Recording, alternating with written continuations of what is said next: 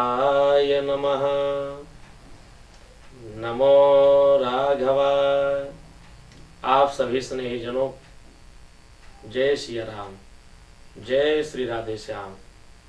निर्जला एकादशी, ज्येष्ठ मास शुक्ल पक्ष एकादशी तिथि को निर्जला एकादशी व्रत के नाम से जाना जाता है।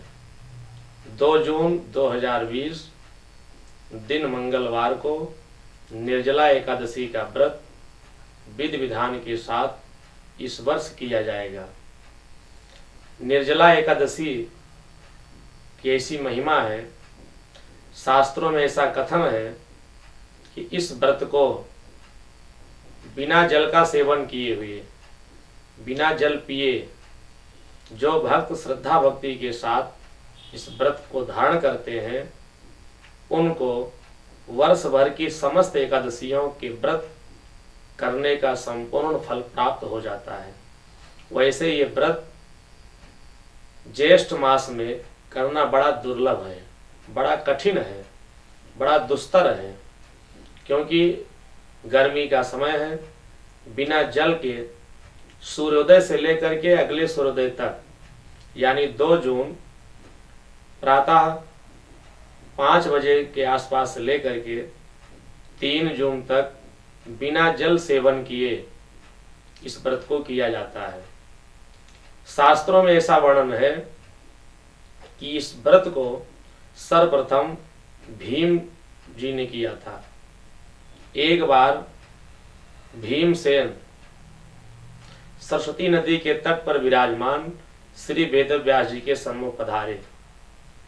हाथ जोड़ करके निवेदन किया, व्यास जी, हमारे परिवार के सभी सदस्य धर्मराज युधिष्ठिर, अर्जुन, नकुल, सहदेव, कुंती और द्रौपदी आदि परिवार के सभी सदस्य प्रति मास में 2 एकादशी शुक्ल पक्ष और कृष्ण पक्ष की एकादशी का व्रत करते हैं, परंतु मैं तो एक भी एकादशी का व्रत नहीं करता।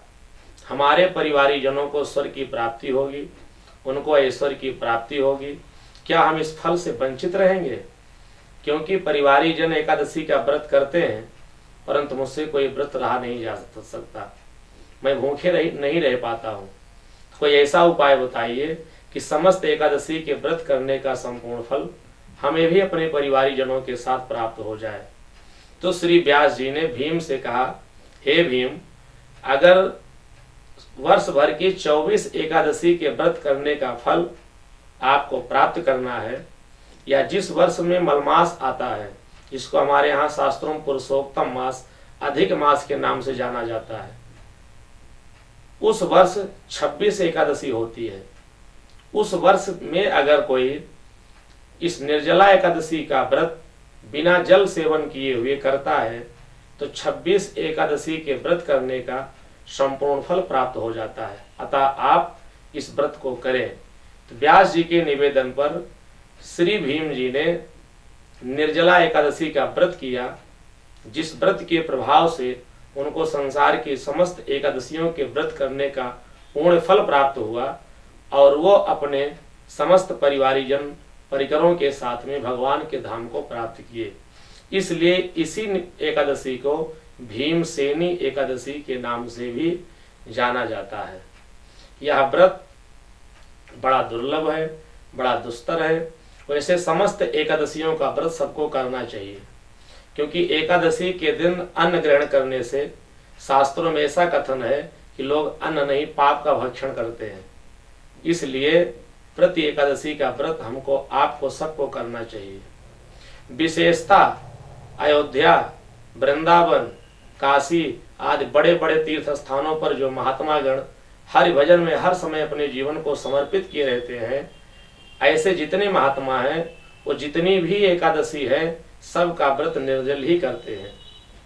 परंतु अगर निर्जल व्रत ना हो सके तो सजल भी एकादशियों का व्रत करना चाहिए। जल पी करके भी कर सकते हैं, सफल भी कर सकते हैं, यानी फल ग्रहण करके कर सकते हैं।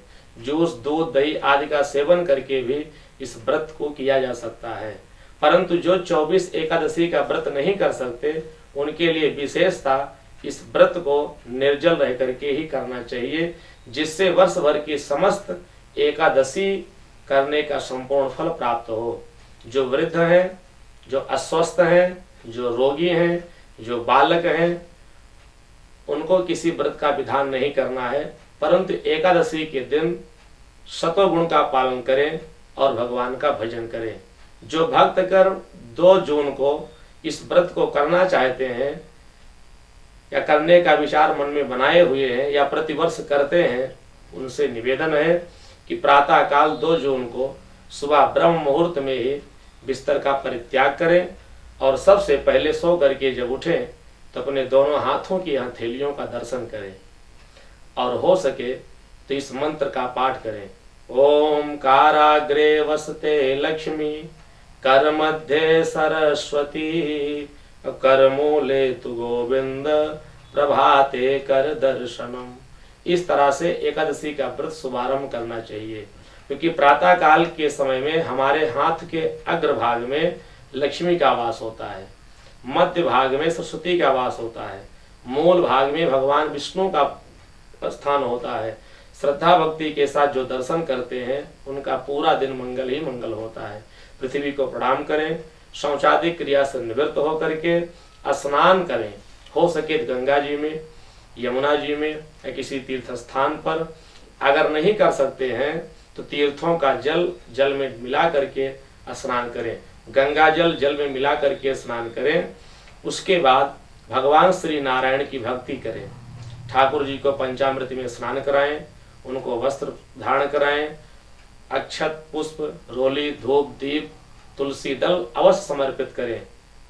ओम नमो भगवते वासुदेवाय इस मंत्र का अधिकाधिक जप करें और दिन भर हो सके तो जल का सेवन ना करें, परंतु अगर नहीं रह सकते हैं तो जल सेवन करके भी, फल ग्रहण करके भी इस व्रत का पालन सबको करना चाहिए।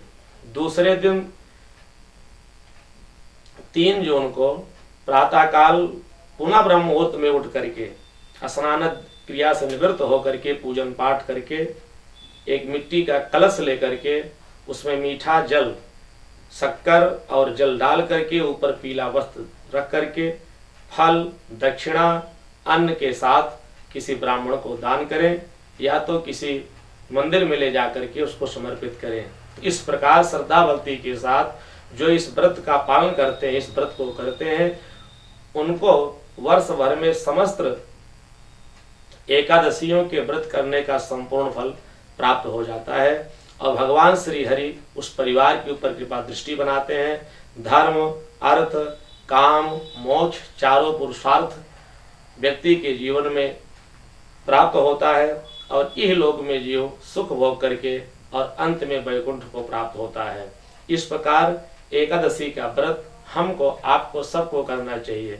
परिवार के सदस्य जो एकादशी का व्रत नहीं कर सकते हैं, किसी कारण से अस्वस्थ हैं, रोगी हैं या बालक हैं, तो उनको अन्न में चावल का तो परहेज करना चाहिए, चावल का अवश्य परित्याग करना चाहिए, क्योंकि चावल में विशेष रूप से दोष होता है। अतः सबसे निवेदन है कि निर्जला एकादशी का व्रत सब करें और जो नहीं कर सकते हैं उस इस दिन भी चावल का परित्याग अवश्य करें। जितना अधिक से अधिक हो सके ओम नमो भगवते वासुदेवाय इस मंत्र का खूब भजन करें, खूब जप करें और व्रत के साथ साथ केवल अन्न जल फल के त्याग करने से भगवान श्री हरि भगवान विष्णु जीवन में प्रसन्न होने वाले नहीं हैं। हमारी ऐसी मान्यता भी है, हमारा ऐसा कथन भी है, अपना अनुभव है कि जीवन की किसी एक बुराई का भी परित्याग करें। इसका भी संकल्प लें कि हमारे जीवन में दोष है, काम है, क्रोध है, ईर्षा है, लोभ है, पाखंड है, इन सभी बुराइयों का परित्याग नहीं कर सकते हैं तो कम से कम एक दिन के लिए जिस दिन एकादशी का व्रत किया जाए, अपने मन से, वाणी से, कर्म से किसी के प्रति गलत व्यवहार न रखें और असत्य न बोलें, किसी के साथ छल न करें, कपट न करें, किसी को धोखा न दें। आर्थिक, मानसिक और शारीरिक पीड़ा किसी भी जीव जंतुओं को नहीं पहुंचानी चाहिए। श्रद्धा भक्ति के साथ हरि भजन में संलग्न होकर के जो व्यक्ति जिस परिवार में एकादशी का व्रत होता है, संपूर्ण फल उनको प्राप्त होता है। भगवान श्री नारायण उनकी मनोकामना अवश्य पूरी कर देते हैं। एक निवेदन आप सभी से और है, जो भक्त सोमवार, मंगलवार, रविवार आदि अन्य व्रतों को करते हैं, उन सब से निवेदन है कि समस्त व्रत का त्याग कर दीजिए और केवल एक व्रत जीवन में धारण करिए, एकादशी का व्रत। इस व्रत को करने से संसार में जितने भी व्रत हैं, सारे व्रतों के करने का संपूर्ण फल सबको प्राप्त हो जाएगा। इसलिए आप सबसे निवेदन है कि एकादशी का व्रत हमको, आपको, सबको हर मास शुक्ल पक्ष और कृष्ण पक्ष की एकादशी का व्रत करना चाहिए। और विशेष करके आने वाले 2 जून को हम सब श्रद्धा भक्ति के साथ निर्जला एकादशी का व्रत करें, उसका पालन करें, विधि विधान के साथ भगवान की आराधना करें और अपने मन को परमात्मा के चरणों में समर्पित करें, जिससे हमारे परिवार में सुख, शांति, समृद्धि की प्राप्ति हो। भगवान हमारा, आपका, सबका मंगल करें। भगवान सबकी रक्षा करें, पूरे परिवार का, सबका कल्याण करें। ओम नमो राघवाय।